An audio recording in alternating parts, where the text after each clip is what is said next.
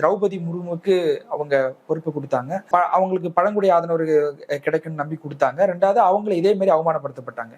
ராம்நாத் கோவிந்துக்கு கொடுத்தாங்க, அவரும் இதே மாதிரி அவமானப்படுத்தப்பட்டிருக்கிறார். இளையராஜாவுக்கு கொடுத்தாங்க, இளையராஜுக்கும் இதே மாதிரி ஒரு அவமானம் ஏற்பட்டிருக்கு.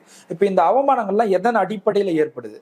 இந்த அவமானங்கள் தனிப்பட்ட முறையில் அவர்கள் ஏதாவது தவறு செஞ்சாங்களா? கிடையாது. அவர்களுக்கு பின்னால இருக்கக்கூடிய அந்த கேஸ்டை பாதுகாக்கக்கூடிய ஒரு ஐடியாலஜி, அந்த ஐடியாலஜியே ஒரு அரசியல் கோட்பாட்டா வச்சிருக்கக்கூடிய ஒரு கட்சி, அந்த கட்சி இன்னைக்கு அதிகாரத்தில் இருக்கு. அப்ப இதுக்கு நேர் எதிரான ஒரு கருத்தியல் தான் இந்திய அரசியலமைப்பு சட்டம். நியூ இந்தியா, புதிய இந்தியாவை உருவாக்க வேண்டும்னு சொன்ன ஒரு அரசியலமைப்பு சட்டம். அப்ப எதுக்கு எதிரானதா? சனாதனத்துக்கு எதிரானது. அதை எழுதினது யாரு? புரட்சியாளர் அம்பேத்கர்.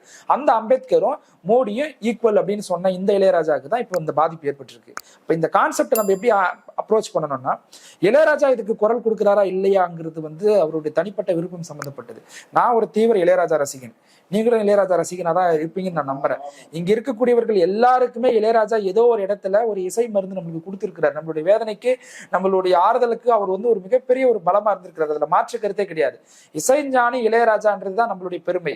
ராஜ்யசபா எம்பி இளையராஜாங்கிறது நம்ம பெருமை கிடையாது. அவருக்கு பின்னால் இருக்கக்கூடிய வாக்கு வங்கியோ சமூகமோ அது நம்மளுக்கு முக்கியம் கிடையாது. விஷயம் என்னன்னா, இளையராஜாவை நம்ம கொண்டாடுறதுக்கான காரணம் இசை. பாஜக இளையராஜாவை கொண்டாடுறதுக்கான காரணம் என்னன்னா, பின்னால இருக்கிற ஓட் பேங்க் பாலிடிக்ஸ். இதை இந்த சமூகம் புரிஞ்சுக்கணும்ன்ற